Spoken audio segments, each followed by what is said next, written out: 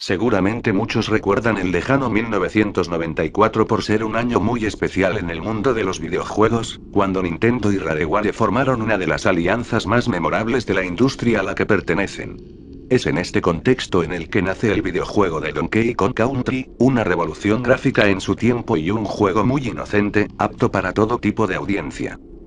Desde la salida de DKC, ya se veía venir una segunda parte, pues Nintendo y Rare no perderían la oportunidad de sacar adelante la joya que acababan de crear. Un año después, en 1995 llega Donkey Kong Country 2 Diddy's Conquest, una de las mejores entregas para el viejo Super Nintendo.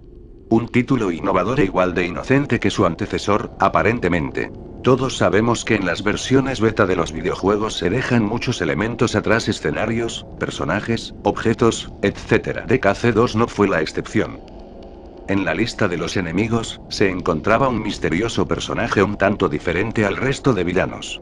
Se trataba de Mr. X, un pirata igual que los demás enemigos del juego, pero con un aire un tanto diferente.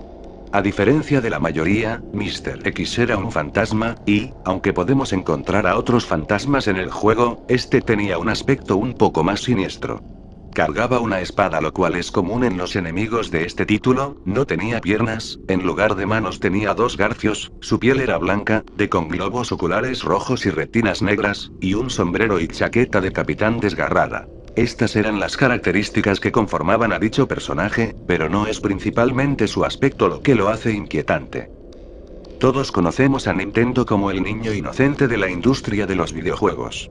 Su catálogo en aquella época era mucho más suave que hoy. Mucho tenía que ver la censura de la época, pero también las estrictas normas de violencia que tenía Nintendo en aquel entonces, llegando inclusive a ser muy criticada dicha empresa por quitar la sangre de videojuegos como Mortal Kombat. Nintendo entendió pronto que esto resultaba molesto y, en muchos casos, era inaceptable para los videojugadores, por lo que comenzó a ser más flexible, dejando la sangre para la segunda entrega de Mortal Kombat, entre otras nuevas libertades. Pero hubo un punto en el que estas libertades fueron más allá. Nintendo quería romper con su estereotipo de videojuegos infantiles y decidió hacerlo con la segunda entrega de su simio, así que encargó a Rare un videojuego mucho más maduro, pero que siguiera siendo aceptable para los niños. Como se podrán dar cuenta, dicho encargo es una contradicción en sí mismo. Con esta confusa descripción, Rare se puso manos a la obra. Todos los que han jugado DKC2 recordarán a King K. Rool, conocido en esta segunda parte como Capitán K. Rool, el jefe final del juego, el líder de los Kremlings piratas y rey de la isla Kremlin.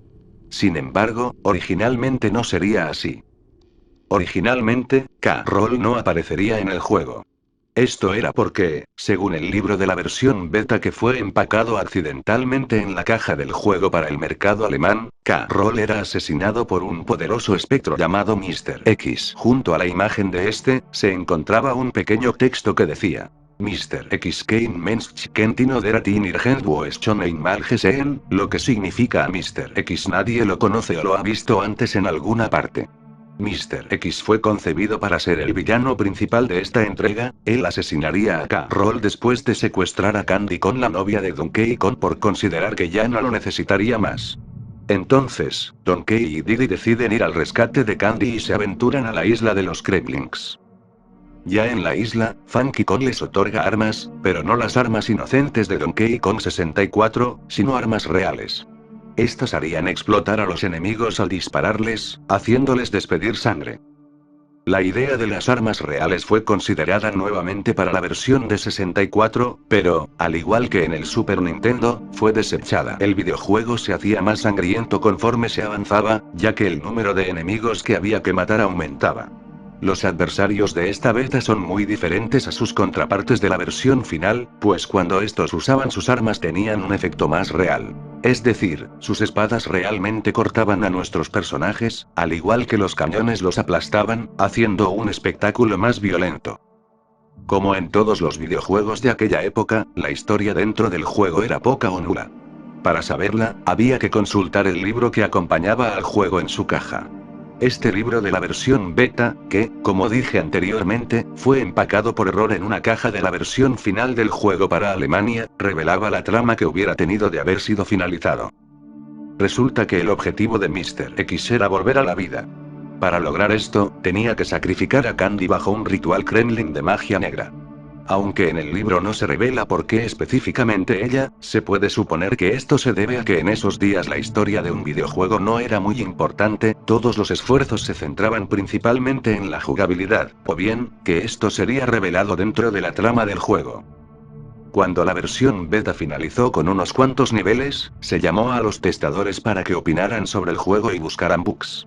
Ninguno se sintió interesado en finalizarlo, pues encontraban la violencia del juego muy cruda, además de bizarra por sus personajes caricaturescos, principalmente porque ya los habían conocido un año antes con una faceta más inocente.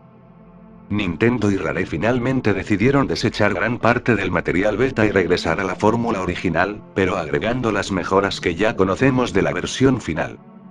Sin embargo, este intento fallido dejó un legado, pues Nintendo y Rare optaron por hacerlo una vez más, esta vez con personajes inéditos para evitar las antiguas reacciones, y fue así como nació el clásico Conker's Bad Fur Day.